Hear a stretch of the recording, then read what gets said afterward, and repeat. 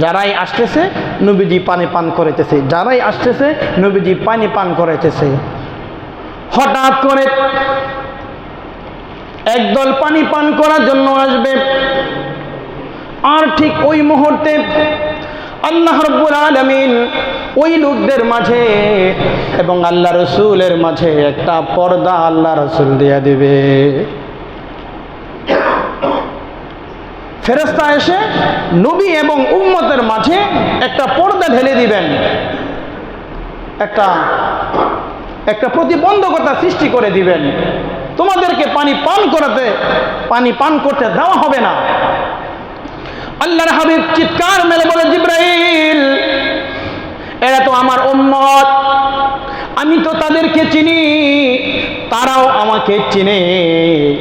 কেন রে জিবরাইল, তাদেরকে আজকে আমি মুহাম্মদের হাতে এই বরকতপূর্ণ পানি থেকে তাদেরকে বঞ্চিত করলাম।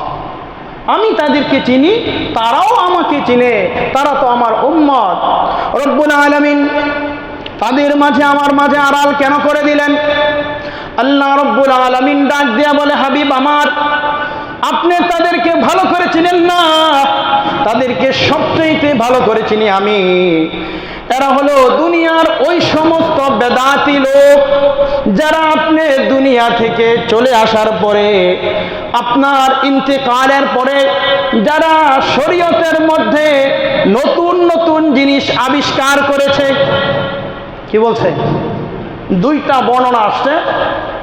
একটা হলো আল্লাহ রাসূলের সূরা নিসা যখন অবতীর্ণ হয়েছে, আল-ইয়াউমা আকমালতু লাকুম দীনাকুম ওয়া আতমামতু আলাইকুম নি'মাতি ওয়া রাদিতু লাকুমুল ইসলাম দীনা। সূরা নিসার 36 নম্বর আয়াত যখন আল্লাহ নাযিল করে দিয়েছেন যে আজকের দিন তোমাদের জন্য কমপ্লিট অফ ইসলাম, তোমাদের জন্য ইসলামকে পরিপূর্ণ করে দিয়েছে। সুবহানাল্লাহ। আল-ইয়াউমা আকমালতু লাকুম দীনাকুম ওয়া আতমামতু আলাইকুম নি'মাতি, আমরা আমার নিয়ামতকে তোমাদের জন্য পরিপূর্ণ করে দিয়েছি। ওয়া রাদিতু লাকুমুল ইসলাম দীনা, এবং ইসলামকেই তোমাদের জন্য মনোনীত করে দিয়েছে। সুবহানাল্লাহ।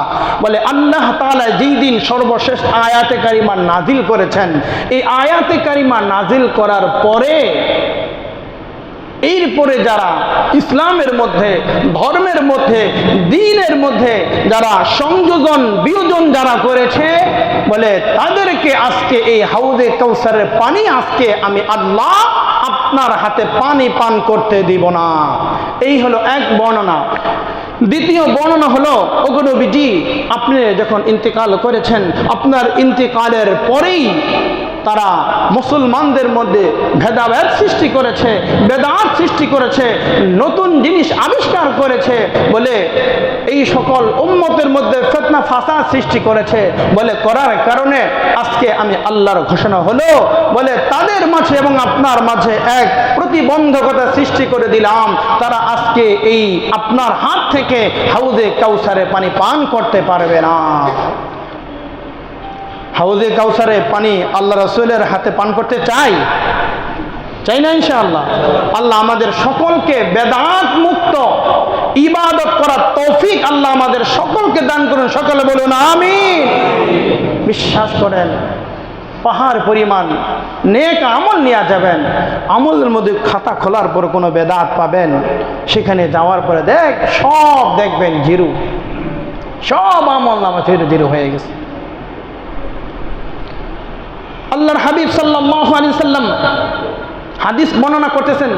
হযরত আবু হুরায়রা রাদিয়াল্লাহু তাআলা আনহু তিনি হাদিস বর্ণনা করেন, ওয়াল্লাযী নাফসি বিয়াদিহি, নবীজি বলেন ওয়াল্লাযী নাফসি বিয়াদিহি, ওই সত্তার কসম যার হাতে আমি মুহাম্মাদের প্রাণ রয়েছে, লা আযুদান্না রিজালান আন হাউজি।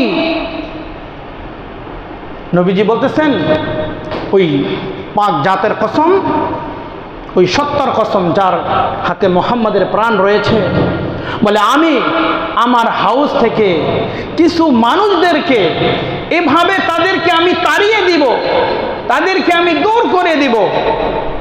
কামা তুজাদুল গরিবাতু মিনাল ইবলি আনিল হাউজি, যেমনই ভাবে কোনো পথভ্রষ্ট উট, কোনো অপরিচিত উট কোন হাউজের পাশে যখন পানি পান করতে আসে, ওই অপরিচিত পথভ্রষ্ট উটকে মানুষ যেমন তাড়িয়ে দেয়, বলে আল্লাহর কসম, ওই মহান রবের কসম যার হাতে আমি মুহাম্মাদের প্রাণ, আমি কসম খেয়ে বলতেছি, আমি আমার উম্মতের কিছু লোকদেরকে এমনভাবে হাউজে কাউসার থেকে তাড়িয়ে দিব যেমনই ভাবে অপরিচিত পথভ্রষ্ট কোনো উটকে মানুষ হাউজে কাউসার থেকে তাড়িয়ে দেয়। এরা কারা? এরা কারা? ওই সকল বেদাত। বেদাত কাকে বলে?